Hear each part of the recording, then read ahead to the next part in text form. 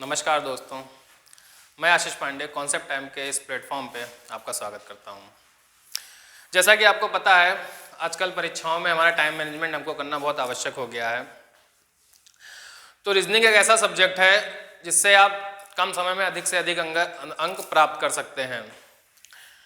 तो हम हर subject basic से प्रारंभ करते हैं, तो ऐसे ही रीजनिंग भी हम बिल्कुल बेसिक से प्रारंभ करेंगे। और हमारे कुछ टॉपिक हैं जैसे सीरीज, श्रेणी, एनालॉगी, सदृश्यता, ऑड वन आउट, विषम छांटना, कोडिंग डिकोडिंग, सांकेतिक भाषा, problem based on English alphabet, अंग्रेजी वर्णमाला पर आधारित प्रश्न। ये जो टॉपिक हैं इन सब का आधार सिर्फ दो चीज़ें, नंबर और अल्फ़ाबेट मेनली, और इन पे कम से कम 8 से 10 नंबर हर परीक्षाओं में पूछे जाते हैं। तो हमें पहले आवश्यक है इनका आधार जाने। इनका जब हम आधार जानेंगे तभी इनको आसानी से हम लोग कम समय में हल कर सकते हैं। तो इनके आधार के लिए हम लोग आज पढ़ेंगे कैसे हम इनका आधार जाने और कैसे कम समय पे इनको हल कर सकते हैं। और इनके प्रश्न मैं बाद में हल कराऊंगा अगले वीडियो में। इसमें सिर्फ आपको मैं आधार बताऊंगा, इनका आधार क्या है। तो जैसे हर सब्जेक्ट की ABCD होती है, मतलब उसका बेसिक होता है, उन टॉपिकों की भी एक ABCD उनका बेसिक है। ये A से Z तक रीजनिंग की ABCD।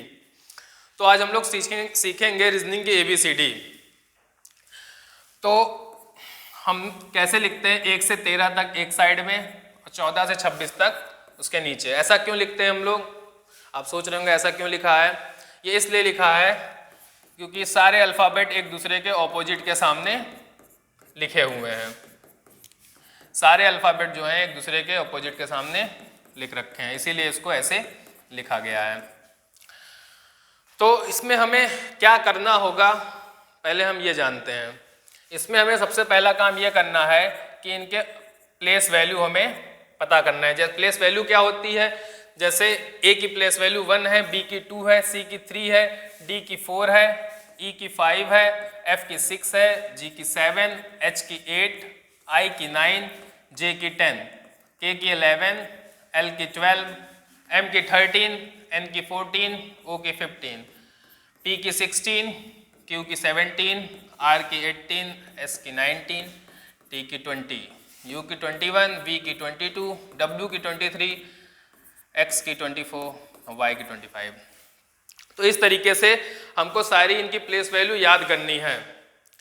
क्योंकि आप प्लेस वैल्यू याद करेंगे तब आप जब प्रश्न हल करेंगे, जो मैंने टॉपिक पहले बताए हैं, तो आप देखेंगे कितना तेजी से आपके प्रश्न हल हो जाते हैं अगर आपको प्लेस वैल्यू याद है सारे अल्फ़ाबेट की।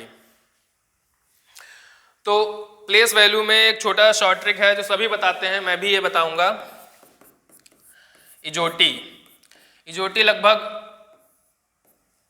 हर टीचर बताता है, ऐसे ही मैं भी बता देता हूँ। ये इसलिए आवश्यक होता है, ये आपको जानना है क्यों इजोटी हम लोग लिखते हैं कि E का अगर 5 है, J का 10 है, 15, ये 5 के मल्टीपल्स में सारे होते हैं इजोटी।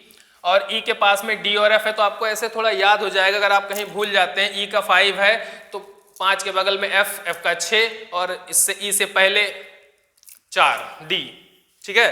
तो इजोटी से हमें फायदा यह है कि हम अगल बगल वाले जो लेटर्स हैं उनको याद रख सकते हैं। अब दूसरी बात हम देखते हैं, मेन बात होती है हमें इसका ऑपोजिट याद करना है। ऑपोजिट कैसे याद करेंगे हम लोग, ये हम लोग देखते हैं शॉर्ट ट्रिक तरीके से। मैं आपको अभी इसी वीडियो में सारे ऑपोजिट याद करा दूंगा। देखिए पहले क्या हमारा आता है, A to Z ABCD होती है, तो A का ऑपोजिट Z हो जाता है, A to Z। दूसरा क्या है, B का ऑपोजिट Y, BOY बॉय होता है, बॉय में B भी प्रोनाउंशिएट होता है, Y भी होता है, तो हम ऐसे याद रख सकते हैं B का ऑपोजिट Y होगा। क्रैक्स, आप क्रैक्स खाते होंगे तो उसमें C भी प्रोनाउंशिएट हो रहा है, C का से हम लोग C को प्रोनाउंशिएट अक्सर करते हैं, तो C और X भी हो रहा है, तो क्रैक, C का ऑपोजिट X। D का ऑपोजिट W कैसे याद करेंगे, माउंटेन ड्यू। आपको प्यास लगती है तो आप क्या पीते हैं, माउंटेन ड्यू पीते हैं, तो D का ऑपोजिट W हमें याद हो जाएगा। एक और तरीका है इसको, अगर आप W पढ़ते हैं, W में D प्रोनाउंशिएट होता है, तो आप ऐसे भी याद रख सकते हैं कि W, D का ऑपोजिट W। उसके बाद हमारा आ जाता है E, ये 4 हमें याद हो गए हैं।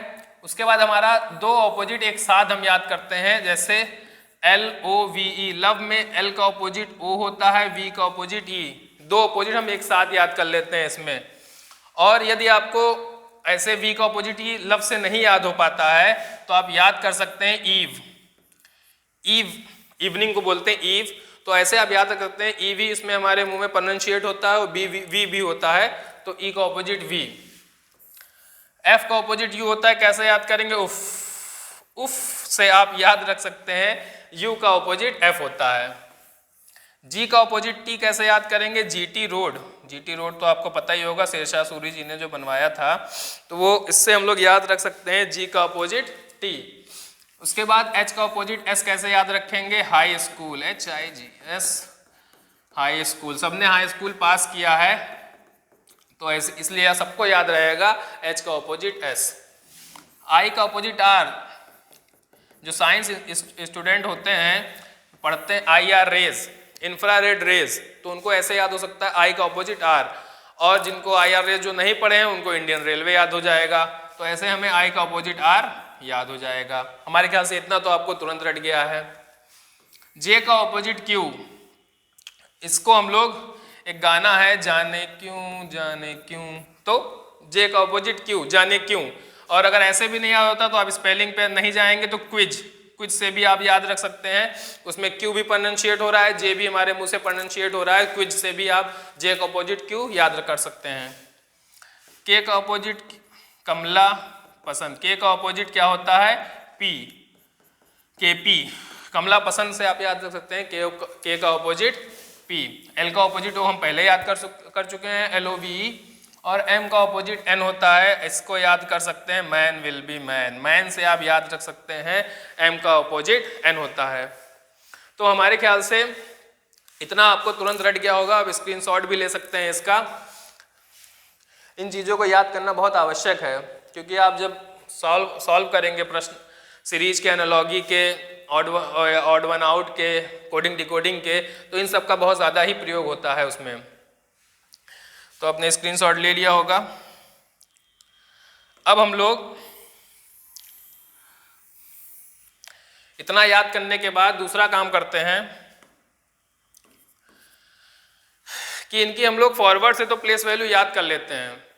फॉरवर्ड और रिवर्स क्या होता है पहले आपको ये बताना है। फॉरवर्ड होता है A to Z, फॉरवर्ड मतलब सीधा बोलिए, सीधे से ABCD या बाएं से ABCD, और रिवर्स होता है Z to A, इसको चाहे उल्टे से ABCD बोलिए चाहे दाएं से बोलिए, ठीक है, ये होता है रिवर्स।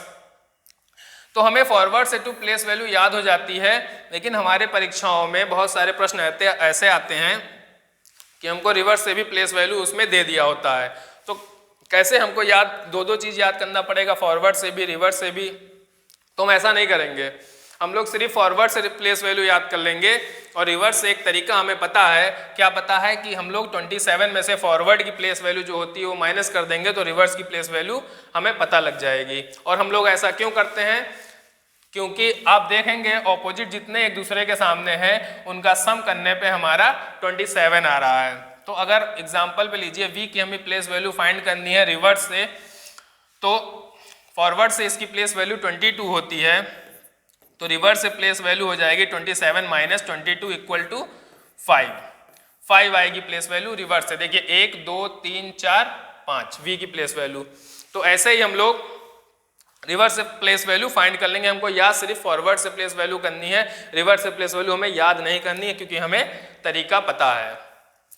तो आपकी ये हो गई अल्फ़ाबेट की बातें, इतना आपको अल्फ़ाबेट में रटना ही है, और कुछ चीज़ें मैंने जो समझाई हैं उनसे आपको बहुत आसानी से ये चीज़ें रट जाएंगी।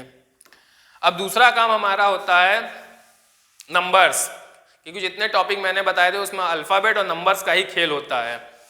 तो नंबर्स में क्या करेंगे हम लोग, सबसे पहला काम करेंगे 30 तक कम से कम स्क्वायर याद करेंगे हम लोग।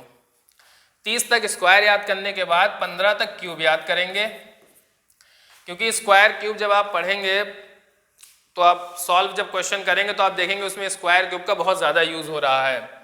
उसके बाद हम लोग 20 तक टेबल याद करेंगे डायरेक्ट, 18 फोर्जा अगर हमें करना है तो मल्टीप्लाई हमें नहीं करना है, 18 फोर्जा 72 होता है, हमें तुरंत पता होना चाहिए, क्योंकि आपको समय कम होता है आपके पास और अधिक क्वेश्चन करने रहते हैं। और रीजनिंग आपको मैं पहले बता चुका हूँ, ऐसा सब्जेक्ट है जिसको कम समय में आप अधिक नंबर प्राप्त कर सकते हैं। तो हो गया टेबल। उसके बाद आपका सिंप्लीफिकेशन अच्छा होना चाहिए। सिंप्लीफिकेशन मतलब कैलकुलेशन, इसको कैलकुलेशन भी कह सकते हैं। कैलकुलेशन भी आपका अच्छा होना चाहिए। सिंप्लीफिकेशन और कैलकुलेशन अच्छा होगा तो आप इजीली क्वेश्चन कर लेंगे। तो आपको मेरे ख्याल से इतना टॉपिक समझ में आ गए होंगे, इतना आपको कर लेना है। उसके बाद आप देखेंगे जितने टॉपिक मैंने लिखवाए थे, series, analogy, odd one out, coding decoding, ये सारे जो टॉपिक्स हैं problem based on English alphabet, बहुत आसानी से आपके सॉल्व हो जाएंगे। और इसके बाद इतना आप कर लीजिए, उसके बाद हमारा अगला वीडियो इन्हीं के प्रश्न हम सॉल्व कराएंगे भी। तो हम आशा करते हैं आपको ये वीडियो पसंद आई होगी, तो आप लाइक करिए, सब्सक्राइब करिए और शेयर करिए, ताकि हमको प्रोत्साहन मिल सके और हम अधिक वीडियो बना सकें और आपके समक्ष पेश कर सकें। चलिए, धन्यवाद।